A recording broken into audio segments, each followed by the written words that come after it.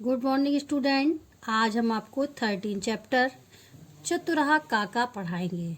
इसमें है चतुर काका। चतुर मीन्स होता होशियार कौवे की कहानी एक है। इसमें होशियार कौवे की कहानी।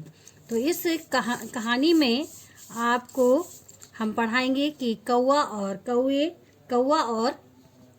कौवी दोनों की इसमें कहानी है कि उन्होंने किस तरह से अपने जीवन की रक्षा की है और किस तरह से उन्होंने आपस में बदला लिया है। तो देखिए, बने एका बट वृक्षा आसीत।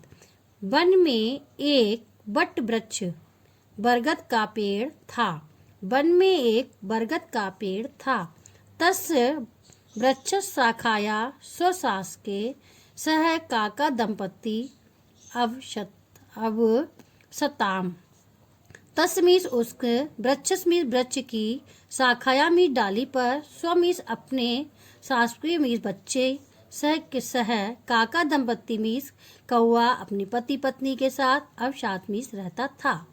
उस वृक्ष की शाखा पर अपने बच्चों के साथ वह कौवा और कौवी रहते थे। मतलब कौवा कौवी जो है पति पत्नी रहते थे। तस्य वृक्षस्य मूले एका सर्पा अपि अवसत। तस्मीस उस वृक्ष के मूल मीस जड़ में एका मीस एक सर्पा मीस सांप अपि मीस भी अवसत मीस रहता था। उस वृक्ष की जड़ में एक सांप भी रहता था। एकदा यदा काका दंपति आहराय बही अगच्छताम। एक दिन यदा मीस जब कौवा और कौवी भोजन के लिए बाहर बही मीस बाहर अगच्छता मीस गए। एक बार जब कौवा और कौवी भोजन की तलाश में बाहर गए, सा सर्पा काका सांप का नाम अखादत। उस सांप ने कौवे के बच्चों को खादत मीस खा लिया। सो सांप का नाम बिना तो अति दुखितो अभवताम। स्वामी अपने बच्चों के बिना दोनों अति मीस बहुत दुखता मीस दुखी अवसता मीस हुए, क्योंकि उन्होंने बिना अपने बच्चों को जब नहीं देखा तो वे बहुत दुखी हुए। तदेव तो वृक्षस मूले सर्पा अपश्यता। तदेव मीस तभी तो मीस दोनों ने वृक्ष के मूले मीस जड़ में सर्पम मीस सांप को अपश्यता मीस देखा। तभी दोनों ने वृक्ष के मूल जड़ में सांप को देखा। ऐसा सर्पा आव्यो सांप का नाम अखादत। इस सर्प ने दोनों बच्चों को खा लिया।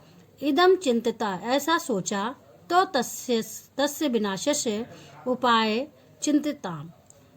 ऐसा सोचकर दोनों ने उसके विनाश का उपाय सोचा। विनाश मीन्स उसको मारने का उपाय सोचा। एकदा एका राजपुत्रा नद्या स्नानाय अगच्छत। एक दिन एका मीन्स एक राजपुत्र राजा का पुत्र नद्या मीन्स नदी में स्नानाय मीन्स नहाने के लिए अगच्छत मीन्स आया। एक दिन एक राजा का पुत्र नदी में स्नान करने के लिए आया। सा स्वकीय स्वर्णहारम वस्त्रणाम ऊपर स्थापित। उसने अपने स्वर्णहार को वस्त्र के ऊपर रख दिया। अरे कि मेरे पत्र यह क्या हुआ। काका स्वर्णहारम नीत्वा सर्पस्य बिलस ऊपर अचतम। कौवे ने सोने के हार को ले जाकर सांप के बिल के ऊपर फेंक दिया। राजपुत्रस्य सैनिका सर्वम इदम अपश्यन। राजा के पुत्र ने सैनिकों से कहा कि देखो ते राजपुत्रा वृतांत। उन्होंने राजा के पुत्र को सारा वृतांत कहा। ततः राजपुत्र शादिर। उसने राजा के पुत्र ने आदेश दिया। सैनिका सर्पस्य बिलम खंतुम चिंतित। राजा के पुत्र ने आदेश दिया सैन को सांप के बिल को खोदना चाहिए। तदैव ते सर्पा दृष्टवा। तभी उसमें से सर्प को देखा। तम मारन, और उन्होंने उसको मार दिया।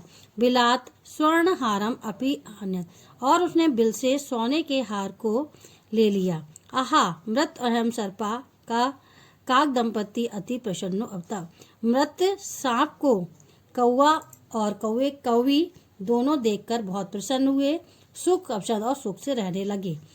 सत्यम इदिम कथ्यते, सत्य ही कहा गया है। बुद्धि कौशलेन कठिन अपि कार्यम संभव, बुद्धि से किया गया कार्य कठिन भी कार्य संभव हो जाता है। तो बच्चों, आज हमने आपको चतुर कौवे की कहानी को पढ़ाया।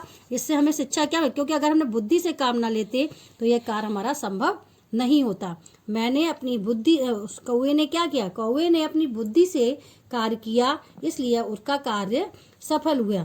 तो बच्चों, जो भी हमें कार्य करना चाहिए तो हमें कैसा चाहिए, हमें हमेशा अपनी बुद्धि से ही कार्य करना चाहिए, जिससे उसकी सफलता प्राप्त होती है।